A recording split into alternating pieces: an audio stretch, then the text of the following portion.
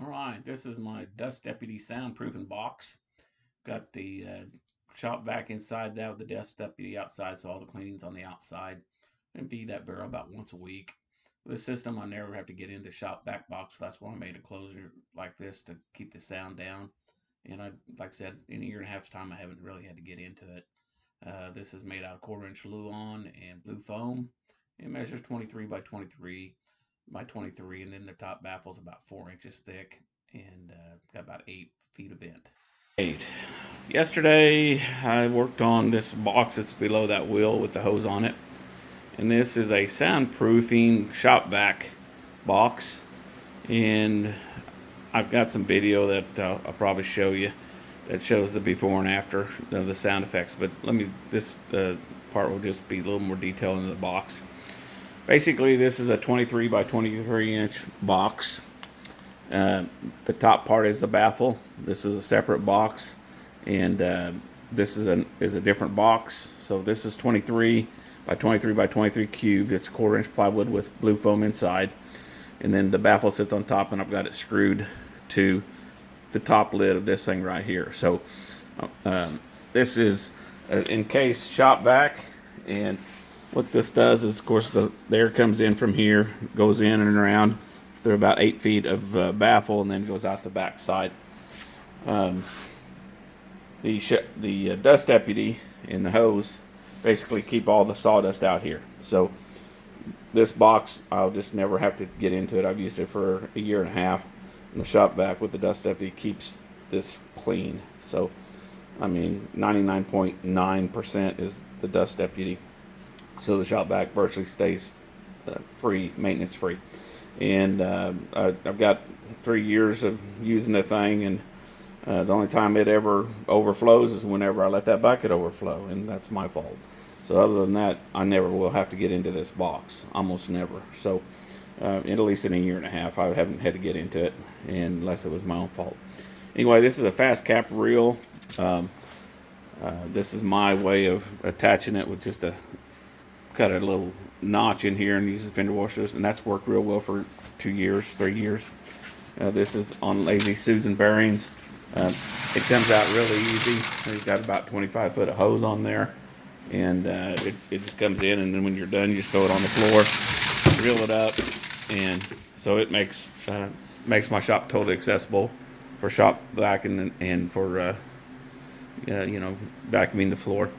I keep the attachment for that up here on top, so when I'm ready to go, I can just pull that out, hook that up, and then clean the shop floor. And it's kind of funny when you look at the shop floor in the video, it looks nasty, but my shop floor is basically clean. It's just got some mini projects that are on the floors. And anyway, so there it is. So that's the shop vac in that situation. I'm going to pull that box out away from the wall, and we'll get a little closer inspection on the box itself.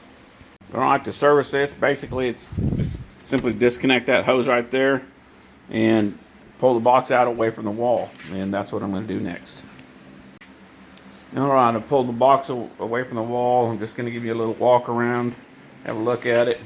The hose comes out, or the electrical cord comes out. Everything comes out at the seal of the door of the top flat, and all this does is just sits down there. So it's all broken across here. That way if anything changes on this thing, I can very easily lift it up. So to get this to open up, basically you just grab hold of this right here and lift it up, and there's your shop vac inside. There's your hose inside, and let me go ahead and lift this off of there.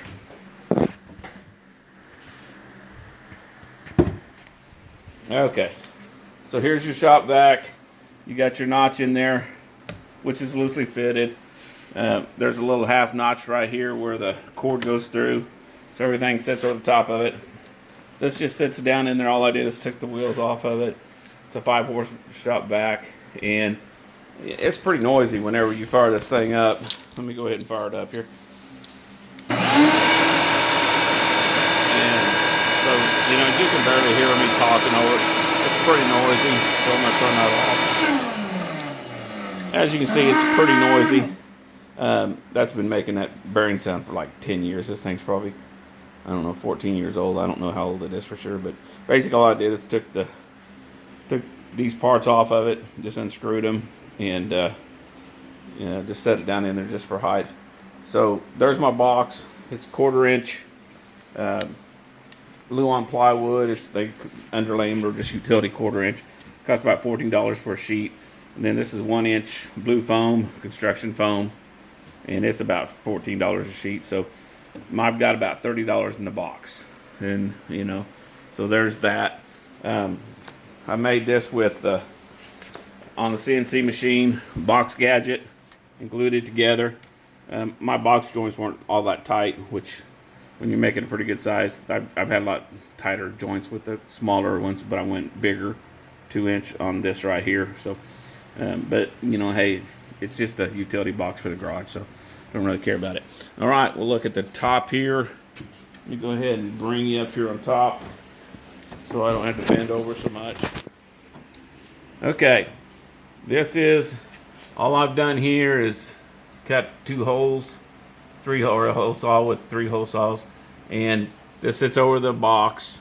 I've attached the 2 boxes, these 2 boxes together with about a 1 inch screw with fender washers, and they keep the 2 nylon boxes closed. And then this is all just fitting in here. I haven't glued it just because it's relatively new. And then the screws hold these 2 pieces together, and that's that. So pretty reasonable, pretty tight. On the baffle, let me go ahead and turn this upside down here. Of course, you have your 2 holes here, so they're right here on this side here. Let's turn this upside down. And the baffle works like this. Comes in here, splits here, and then it goes that way and that way. Travels back on both sides to here, travels here, and then goes back out through these holes right here. So I've got 2 holes right there that fit against the wall, and I let it run for quite a while, and it doesn't get hot. Most heat rises, and so this is coming in from your shop vac, which is pulling air. It's coming in here, and of course it's dropping everything in there, so there's no debris that basically hits this thing. This thing is virtually nothing inside it, just air. Comes inside, it comes out from here, blows against the side, blows all the cavity right here, comes back out on this other side, and comes out through that baffle on that, and then out. So the heat and everything's coming out, and to put it back together, you just simply just set it down on there. The whole thing doesn't weigh, the box itself it's not very much. So it's not quite a sheet of foam. It's not quite a sheet of plywood. So the 2 together is not much weight. So there you have it. And let me go ahead and do the sound real quick. And let me pop up the old remote. There we are there.